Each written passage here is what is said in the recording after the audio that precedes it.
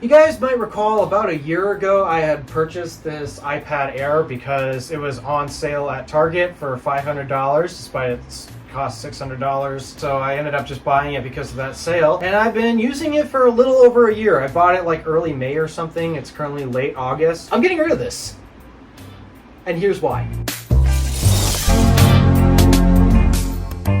So, I know I've made a crap ton of videos on this channel this year talking about just how not useful iPads really are. Well, okay, not all iPads are not useful. It's just, I believe iPads are fundamentally too expensive. Unless you buy the base model budget iPad 10, that is totally worth its value. And then the iPad mini, that is also totally worth its value. But anything above that, like the iPad Air or the iPad Pros, in reality, I have genuinely no idea how the heck you could even justify those prices. Because for the most part, in terms of the functionality you get out of these compared to the more basic budget options, in all seriousness, these seem well overpriced. And this is just the Air. You can buy a fully maxed out 12.9-inch iPad Pro today for $3,000. And yet, you're not really going to get any more functionality out of that than you are a $350 iPad. An iPad that costs a tenth of the price of the iPad Pro that I mentioned. All because of iPadOS. It's a common rant that pretty much every tech reviewer, YouTuber, whatever,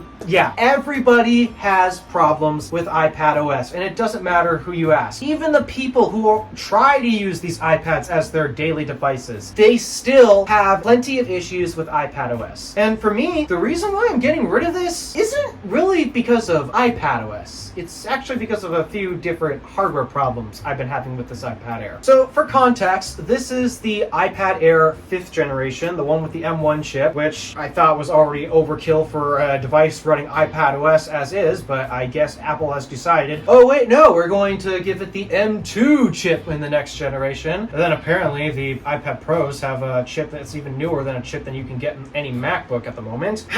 There's some decisions that I just can't make any sense that Apple does every now and again. But yes, this is the iPad Air with the M1 chip. And how has it been to use over the past year plus or so? Well, for one, here's what I did with it, watching a bunch of YouTube videos, obviously. And you might have noticed I got the Apple Pencil, and it's because to me, out of all accessories that are currently available for the iPad today, there's only two that make sense to me. The Smart Folio cover, which I currently have off at the moment just to show the back of this, and the Apple Pencil. Those are the only two accessories that make sense for a tablet. I do not believe a keyboard is necessary for a tablet. It's like, seriously, if you actually want a physical keyboard to go with your typing experience with your tablet, you're probably not in the market for a tablet then. You're probably in the market for a laptop. And I already have a laptop. It's my 16-inch MacBook Pro. I have no use for a keyboard with my tablet. So the two accessories that I bought for this thing, the Apple Pencil and the Smart Folio cover, which is on my desk over there at the moment. I use this to watch a bunch of YouTube videos as well, along with a few other TV-related things. And mostly of the time, I found myself actually using this either in my bed where I just want to relax before night, because, I mean, sitting in a chair,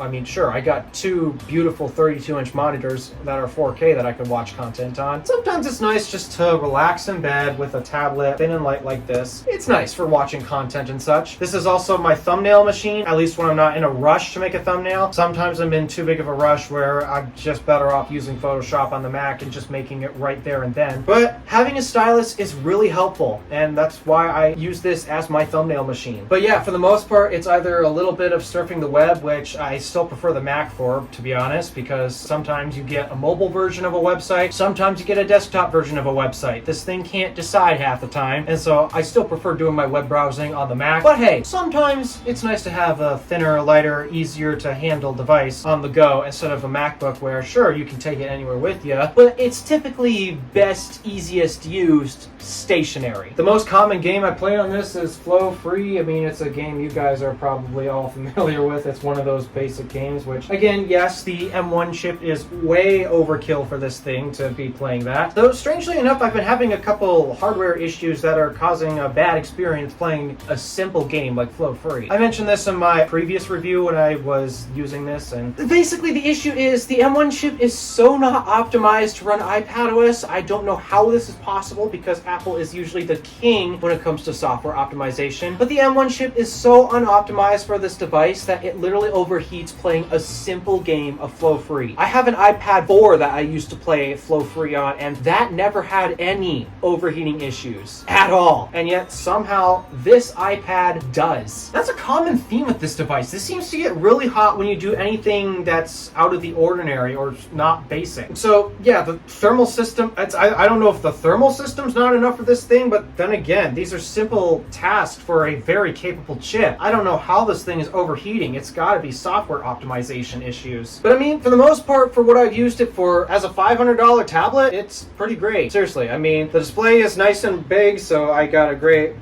content viewing experience, even though obviously I'm the king when it comes to screen real estate. I got two 32-inch monitors that are 4K for my desk setup. The only iPhones I have are Max models, like my XS Max and my iPhone 13 Pro Max, 16-inch MacBook Pro, Apple Watch Series 7 45 millimeters. I am the king when it comes to screen real estate, and unfortunately, despite this being a relatively decent size, this is not a bad screen size for most people, but for me, it's a bit too small. But at the end of the day, it's still not that big of an issue. It's still a fairly usable device for me, to the point where actually I was surprised at how much I actually use this tablet. I'm genuinely shocked how much I've been using this. Then again, for $500, I was kind of hoping to do some more professional things. Like, okay, I have tried Stage Manager on this. I did not enjoy it. In fact, I can't even figure out how the heck you're supposed to work it. It's so convoluted and so confusing to the point where I just completely ignore that Stage Manager even exists. And then I've tried to do a couple pro things on this, like video editing, for example. I have edited 2 videos, none for this channel actually. One of them is on my fun channel, trying out Mr. Beast's Feastables bar, which, well, now that there's a controversy with that, I thought about doing another one since they had updated the Feastables, but now that Mr. Beast is in a bit of hot water at the moment, that's going to be scrapped for a while. And then the other video was a video I did for the Drive channel discussing the Electrify America once again had another meltdown on Memorial Day for a second time. Both of those videos were edited on this iPad, and did it work? Technically, yes. Did it work well?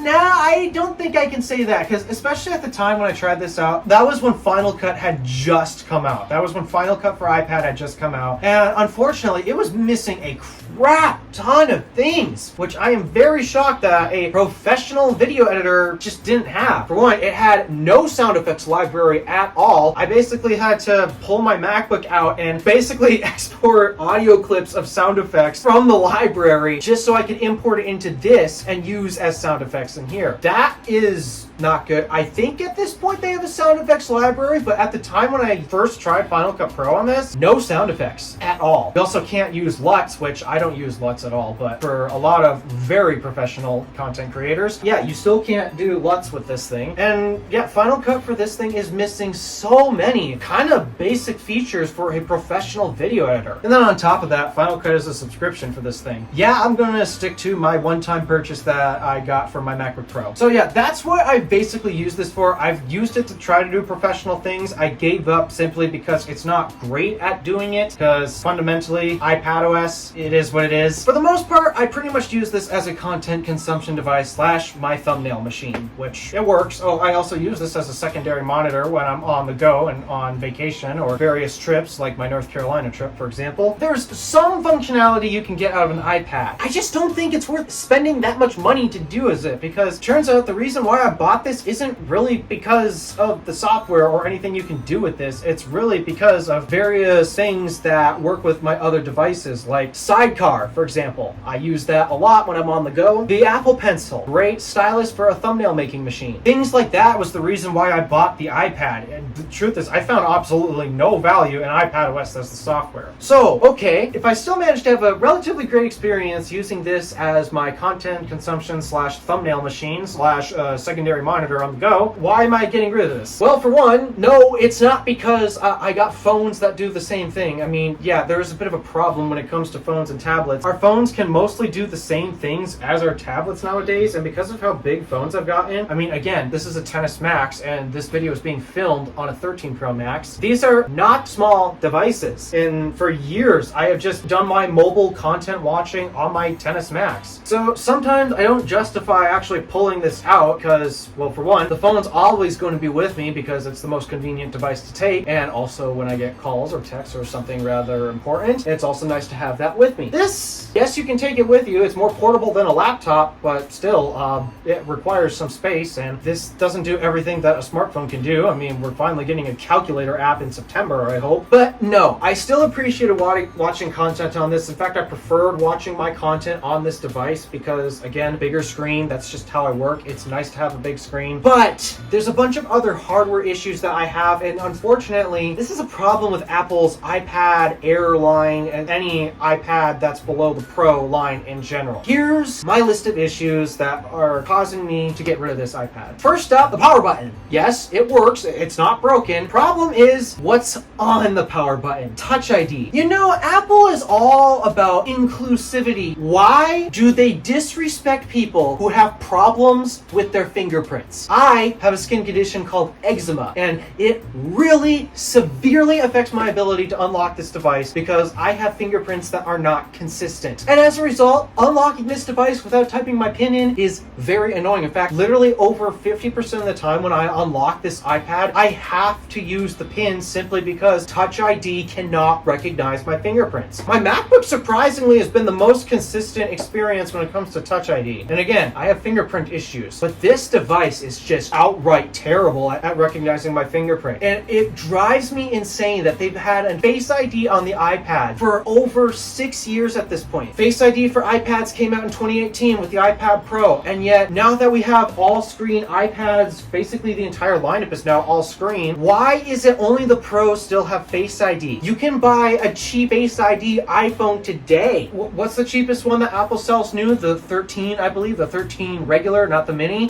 They sell that for $600. Hey, wait a second, $600? Isn't that how much this thing costs brand new? So they're willing to sell a device with Face ID for $600, but when it comes to this, no, can't do it? Why? It angers me and it frustrates me that unlocking this thing is such a pain because I have a skin condition and this thing does not like people with skin conditions. And Apple's all about inclusivity, am I right? So yeah, Touch ID is frustrating for me, but then there's a couple other issues that I have with this particular device that is just not making it any easier for me to use this. The battery on this, I think there is an issue with this because if I had to guess, because of how bad that M1 chip is in terms of just processing iPadOS commands, I know it's so hard, am I right? This thing has gotten hot so many times, I'm actually a bit concerned that it did some thermal damage to the battery because the battery life on this iPad is kind of shorter than what I expected. It's rated for 10 hours, but usually I can't get more than 6 out of this. So that means 60% of Apple's claims. All I do is video streaming. Video streaming is not that difficult of a task, and yet this thing can only do it for 6 hours instead of 10. That's a bit concerning to me. I have not been appreciating the battery life I've been getting out of this, and as a result, sometimes I've just continued to resort back to my phone because sometimes I'll pick this up and, oh wait, the battery's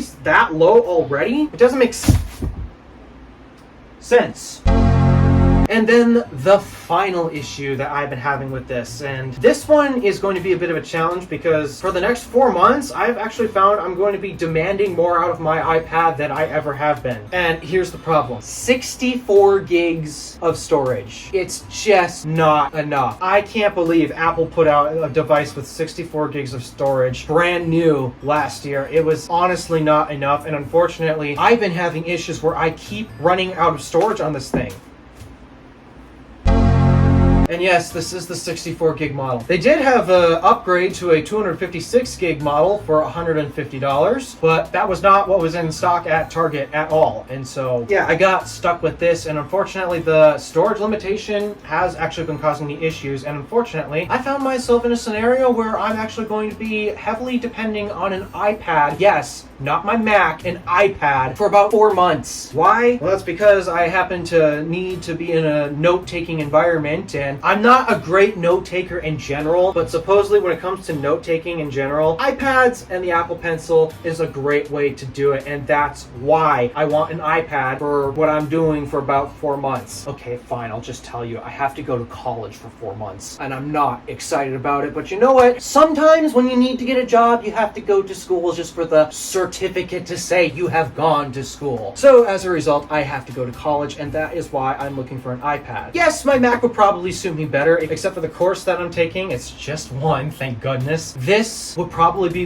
the most useful. It's just a calculus course. The only reason why I'm going to college is because I need to get that thing on my resume in order to actually get decent jobs, because apparently some companies can't figure out that a bunch of colleges are turning out really stupid people instead of smart people, which is not intuitive. And so as a result, because I'm going to be depending on an iPad for a calculus course in which I'm going to be doing a ton of writing and math equations and such, if this thing is already giving me a bunch of storage issues, I have no clue how I'm going to get through that calculus course with this particular iPad. And so I have a replacement on the way, actually. It's supposed to show up in 2 days. And what iPad did I get to replace this? Probably one that I shouldn't have gotten, but then again, there's a lot of iPads that you shouldn't get today. And unfortunately, because I am me and such, well, I got it. I'll have it by Tuesday. Yeah, that is my experience with the iPad Air. It's a great content consumption device, but especially if you have the 64 gigabyte model, which I can't believe they made a 64 gig version of this. They should have updated it to 128. Okay, it's 128 now, but still, this thing never should have had 128 when it came out new. Don't do anything more intensive than content consumption on this. Just don't. It's not worth it. Which is sad, because this has an M1 chip,